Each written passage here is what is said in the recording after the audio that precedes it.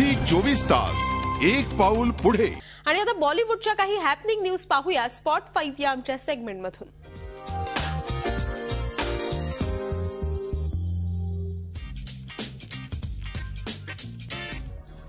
कतरीना कैफ आणि सलमान खान यांचं नातं अनोखं आहे। तुझं माझं जमीन आणि तुझ्या वाचून कर्मेना अशीच या दोघांची कहाणी आणि याची प्रचिती पुन्हा एकदा आली। एक था टायगर सिनेमातील या गाण्याचं लॉन्चिंग नुकतंच मुंबईत झालं आणि या लॉन्चसाठी कतरीना कैफनं आपली लंडनमधील ट्रिपही शॉर्ट केली। खरं तर ही ट्रिप कतरीनानं आपल्या कुटुंबासह एन्जॉय करायचं ठरवलं होतं, त्याप्रमाणे तिनं सगळं प्लॅनिंगही केलं होतं। मात्र याच दरम्यान एक था टायगरचं लॉन्चिंग आलं। सलमान कतरीनाच्या जोडीचा हा मोस्ट अवेटेड सिनेमा। ब्रेकअप नंतरही हे दोघं या सिनेमातून दिसणार आहेत। सलमानला कतरीना कधी नाही म्हणू शकते का, त्यामुळे या सिनेमात जशी कतरीना दिसणार आहे तशीच कतरीनानं विशेष उपस्थिती लावली ती या सिनेमाच्या लॉन्चिंगलाही, आणि तेही आपल्या लंडन ट्रिपला काट मारून। मुन्ना भाई आणि सर्किटची केमिस्ट्री कोण विसरू शकेल।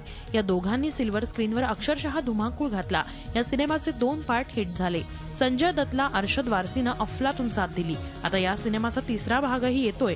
हा 3रा भाग येईल तेव्हा येईल, तत्पूर्वी अरशद वारसी स्वतः दिग्दर्शनात उतरतोय आणि आपल्या पहिल्याच सिनेमात संजय दत्तनं प्रमुख भूमिका साकारावी अशी त्याची इच्छा आहे। अरशदच्या करिअरला उतरती कळा लागल्यावर मुन्ना भाईनंच त्याला साथ दिली होती आणि आताही अरशद आपल्या करिअरच्या या टप्प्यावर नव्या इनिंगला सुरुवात करताना मुन्ना भाईचीच मदत घेतोय।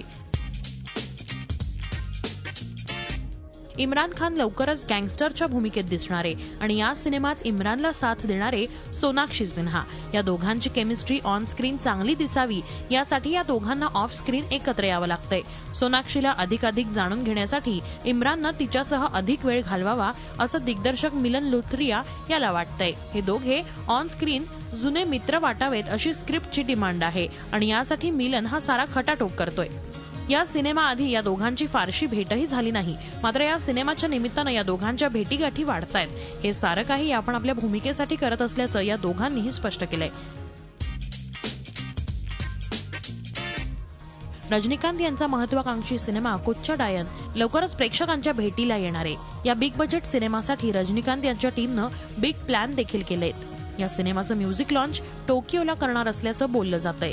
तसंच या सिनेमाची प्रसिद्धी मोबाईल फोन्सद्वारेही केली जाणार आहे। यासाठी 5 लाख मोबाईल फोन्समध्ये या सिनेमाचं स्क्रीन सेव्हर, ट्रेलर आणि सिग्नेचर ट्यून दिसणार आहे। रोबोटप्रमाणेच हा सिनेमा देखील रजनीकांत यांच्या करिअरमधला लँडमार्क सिनेमा ठरेल अशी अपेक्षा व्यक्त करण्यात येते। डेव्हिड धवन पुन्हा एकदा कॉमेडीचा धमाका घेऊन येत आहेत। चष्मे बद्दूर सिनेमाचा रिमेक ते बनवतायत। मात्र या सिनेमाच्या रिलीजच्या दिवशीच अक्षय कुमारचा खिलाडी 786 हा सिनेमा रिलीज होणार आहे। त्यामुळे अक्षय कुमार विरुद्ध डेव्हिड धवन असं चित्र बॉक्स ऑफिसवर पाहायला मिळणार आहे। खिलाडी 786 यामधून अक्षय कुमार पुन्हा एकदा ऍक्शन रोलमध्ये दिसणार आहे, त्यामुळे अक्षयलाही या सिनेमाची एक्साइटमेंट आहे। मात्र या ऍक्शनवर डेव्हिड धवनची कॉमेडी मात करणार की नाही हे सिनेमा रिलीज झाल्यानंतरच कळेल।